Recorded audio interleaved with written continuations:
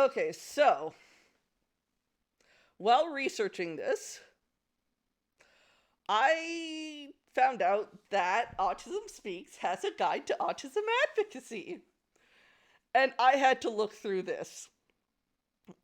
And so I read through it. And then I had to just write about it. I had to.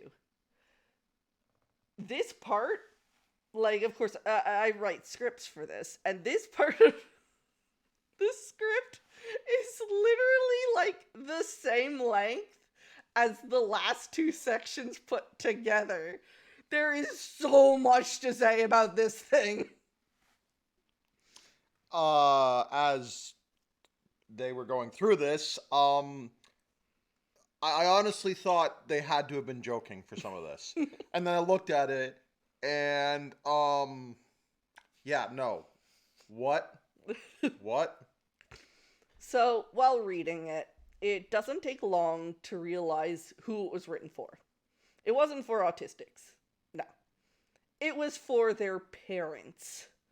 It does talk about autism self-advocacy, but always with the writer talking to the parent, never the autistic person, until the very last section, and I will get to that. It's its own bag of worms. So the first section is called The ABCs of Basic Advocacy and Negotiation Skills. It gives steps and tips as to how to advocate for your child. They give a hypothetical scenario where the autistic child isn't doing well in school. And in the first and final step of advocating for a better outcome for this child, this toolkit suggests that perhaps the parent should add additional hours of ABA therapy to help their child.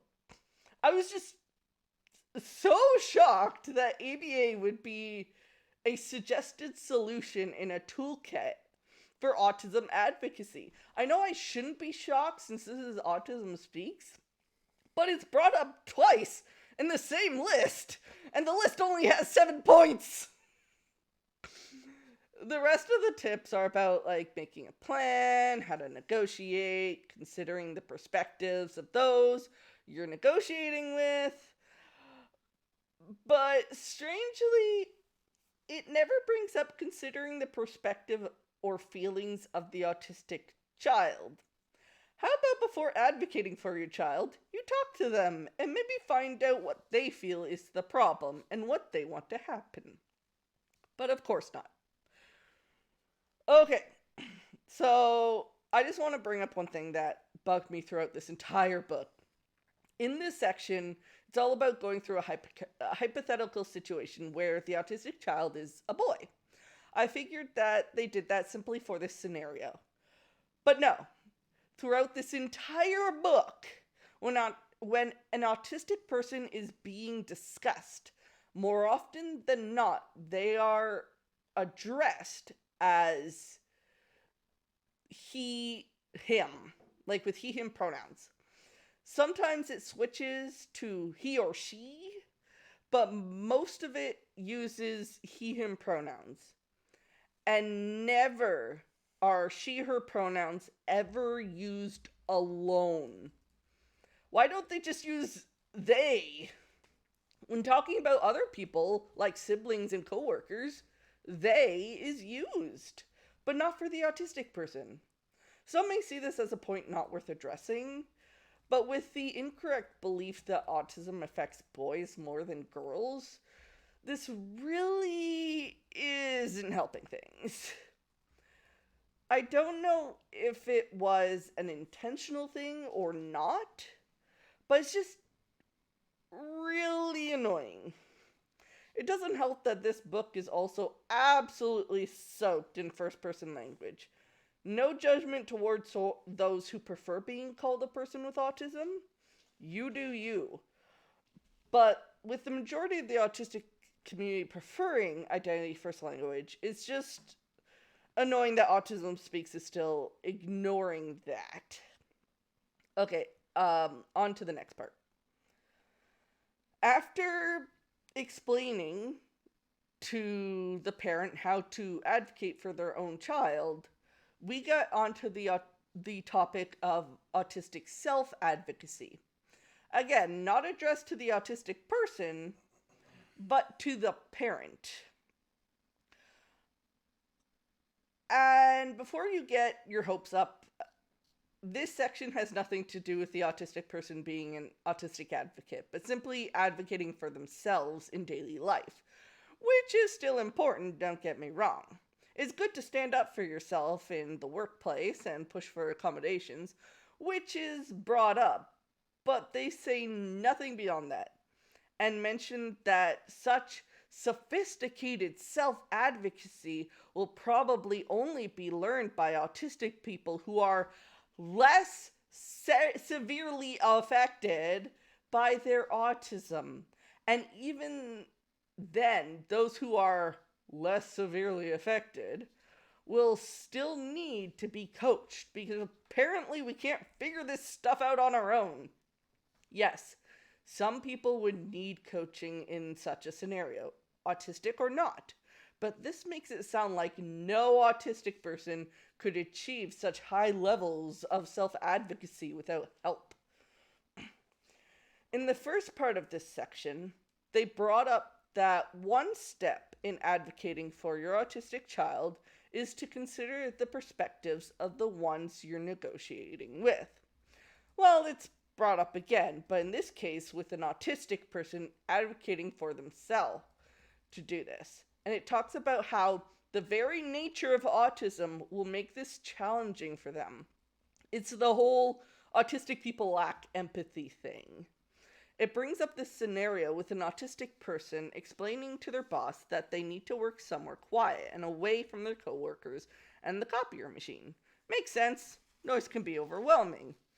However, this explains that the autistic person needs to explain to their coworkers that moving their workspace away from them isn't personal.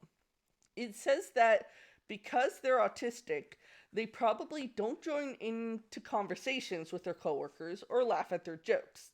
So, further isolating themselves may look rude and unprofessional to their coworkers. Seriously? So because they're autistic, it's just automatically assumed that they wouldn't realize that they need to explain these things to their coworkers, as well as assuming they wouldn't join into any conversations or get jokes. Like, yeah, when I first meet someone, I'm usually pretty shy. But once that passes, and they're no longer a stranger to me, you can't shut me up. And while I may have issues with getting some straight-faced humor, I do get and enjoy most jokes. I made a pun earlier. I know I don't speak for everyone, and there are autistic people who are socially awkward or very introverted, but this just assumes that every single one of us is like that. The last part of this first section brings up how important developing decision-making skills is for self-advocacy. It also brings up potential consequences, and the example they bring up is deciding what clothes to wear and what consequences could come up from wearing something that might garner negative attention. And well, at work or school there may be dress codes. Outside of that, who cares? Back in Canada, I used to go to the grocery store in my pajamas, and literally no one cared. Or if they did, I didn't care about them caring. Of course, this guide that has already brought up ABA as a good thing, is it any shock that they push for autistic people to dress neurotypically? The second section is about family advocacy, and it's about how parents can advocate for their child when it comes to their family members and certain situations. I will say that there are a few things in the section that I thought were pretty good, but it kind of falls short when those good parts are far outweighed by the bad parts. Their first one is near the very beginning, where autism is called a developmental disability. While there are autistic people who have such disabilities, autism in itself isn't a developmental disability. I agree, well, Fenos, if we all lived in pajamas, the world would be a better place. I agree. I think reading this so early on in this section is why, when actual good points are brought up, I get blown away. My expectations were so low that it didn't take much to exceed them. This section talks about how autism can affect your neurotypical family members, and what can be done to explain it to the family, as well as how to deal with family situations.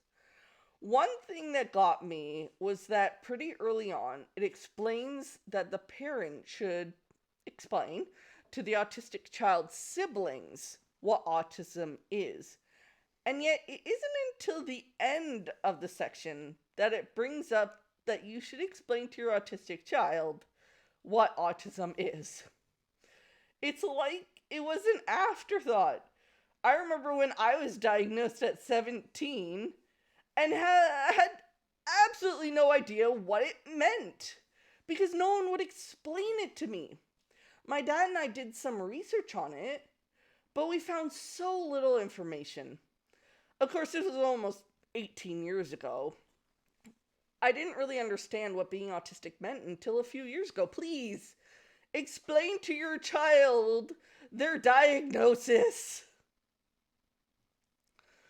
One of the points that surprised me was that when they talk about disclosing your child's diagnosis to extended family members, they say that you should ask for your child's permission first to see if that's okay. I was honestly shocked that the child's thoughts and feelings were being brought into consideration. They also framed an extended family member suggesting an autism cure as a bad thing. This is Autism Speaks. I was taken aback. The next part of this section is called disagreeing with your disagreeing with your parents / loved ones. And I thought, oh yeah, we're finally going to get some advice directed to autistics. No. It's about how a parent should react when their autistic child disagrees with them or loved ones. It keeps bringing up how the parent is the expert on their child, and that no one knows their child's needs more than them. And I hate this mentality because it leads to parents fighting against experts as well as autistic adults. The parents who argue against autistic adults about things like ABA and what causes autism are these sorts of parents who believe that no one knows more about their child than them, not even the child themselves. It's just so bizarre that it's in this section because near the end, it talks about how helpful reaching out to autistic adults can be. But the problem is that when the parent believes that they are the expert, there's a chance that they won't listen to anyone else. They'll just argue and attack autistic adults, leaving comments like, "You can communicate, so you can't be autistic," or "You're nothing like my 8-year-old, so you can't possibly relate to them." It just seems like this section is giving contradictory advice. The third section is titled School Advocacy and was made with the help of several people, none of them autistic, but one of them has been an active volunteer for Cure Autism Now. There's actually only one single autistic person credited in writing any of this toolkit, and their part is at the very end. All the rest is either professionals who work with autistics or parents of autistics. Really shows how much Autism Speak cares about our viewpoints. Anyways, with a title like School Advocacy, I thought that this section would be about how to advocate for your child in a school setting, since, let's be fair, most of us dealt with or are dealing with a lot of bullying while at school, both from students and faculty. But that's not what this section is about at all. It's literally just about special education. How to get your child evaluated for it, what makes a child eligible, what to expect during evaluation meetings, and important terms you should know, like program types, and acronyms. That's it. I'm not really sure what this has to do with autism advocacy, honestly. Like, yeah, it's important information, but what does it have to do with the topic at hand?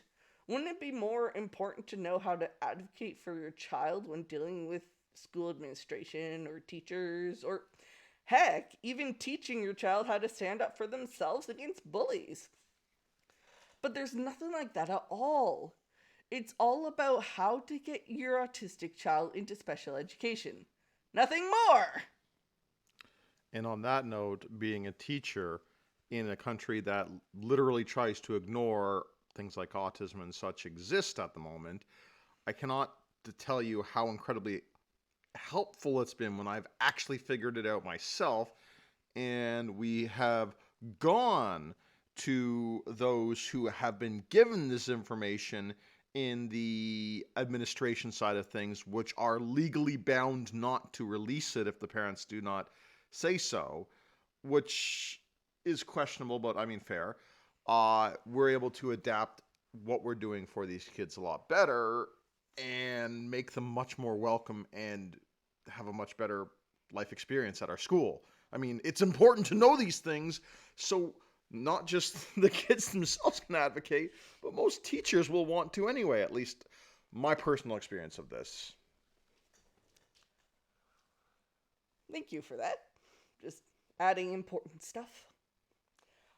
The fourth section is a short one called Autism Advocacy in the Community, a Parent Perspective.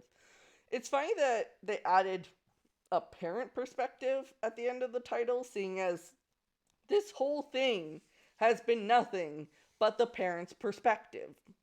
It starts off by explaining how important it is for the parent to advocate for their autistic child when it comes to dealing with the community, and that it's key for positive inclusion.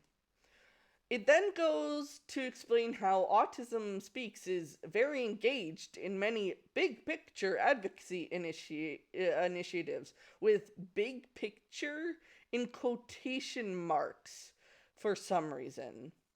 They list off things like public policy, financial support, fighting against discrimination, and access to and development of evidence-based medical and therapeutic interventions, which I call complete BS on. Not only does very, very little of their budget actually go to helping autistic people, so, I call BS on financial support, there has also been evidence that ABA doesn't work most of the time, and half the time it gives the patients PTSD, but apparently that's not the evidence they're looking for. This section is basically about planning ahead before engaging in a community activity, advocating for your child when it's needed, and the importance of asking for help from those within your community. The tips are essentially: think through each step of the activity or errand, then consider what may be stressors to your child and what potential issues could arise because of them. Plan ahead and figure out adjustments to make a negative situation into a positive one if something goes wrong. Don't hesitate to ask staff for assistance, and be sure to know what accommodations are and aren't available. There are some actual good suggestions and ideas in this part. And there weren't many issues with it, except for the fact that autism is called a developmental disorder again. But I mean, we're dealing with a pretty low bar here. The fifth section is called Community Advocacy, and it's about the transition from being an autistic minor to an autistic adult, and dealing with things like finding employment, figuring out support services for adults, voting, housing, and so on. The first part is information and the history of American federal legislation, like the Americans with Disability Act, the Developmental Disability Assistance and Bill of Rights Act, the Rehabilitation Act, and the Social Security Act. These are important things to know. It's good to not only know your rights, but also what assistance is available to you. It moves into obtaining gainful employment and talks about how, while there is federal legislation in the US that protects against discrimination, there's still a lack of understanding on the part of employers. And that this is in large part due to research that's mostly focused on autistic children. So the general public doesn't know a whole lot about autistic adults. And all I can think is, yeah, and you're not helping things. It talks about how the rise of autism diagnoses in the last decade is bringing an oncoming crisis for the infrastructure of adult services, and that high rates of unemployment, underemployment for autistics is due to a lack of information and a large amount of misinformation. And I'm just sitting here going, and whose fault is that? It's like they can see the problem, but refuse to see that they're part of that problem. They make autism out to be the worst possible thing, and then are shocked that autistics are having issues with finding employment. All I can picture right now is like the shocked Pikachu face meme. The next part is about legal guardianship. And while there are adults who do need legal guardians, there's no shame in that. Seeing as this is written by Autism Speaks, I can just imagine the kind of parents reading this and seeing this as the only option for their child. Their child could be like 4 and the parent is already deciding that they're going to become the child's legal guardian when they become an adult. I just shudder at the idea of autistic adults who are perfectly able to take care of themselves losing their independence literally just because they're autistic. The final section, and the only part written by an autistic person, is called Learning the Language of Self-Advocacy, and is all about how the author had to learn body language, facial expression, and other nonverbal cues, much like one would learn a foreign language, and how learning this helped them with self-advocacy, because it was like they became a bridge between autistics and neurotypicals. And while I can understand the importance of being like a bridge, since I feel that this helps me too, I'm disappointed that the only part that was written by an autistic person was about them learning how to understand neurotypicals. While it's important for autistics to understand neurotypicals, much like it's important for neurotypicals to understand autistics, there wasn't anything in this toolkit about neurotypicals learning to understand autistics. It was all about how a parent can advocate for their child and how autistics can be coached to advocate for themselves in certain situations. There was no guide to understanding autistics. It just feels like a message of double standards. The autistics should learn to understand neurotypicals, but neurotypicals don't need to learn to understand autistics. Sounds pretty typical for Autism Speaks. And that's the toolkit.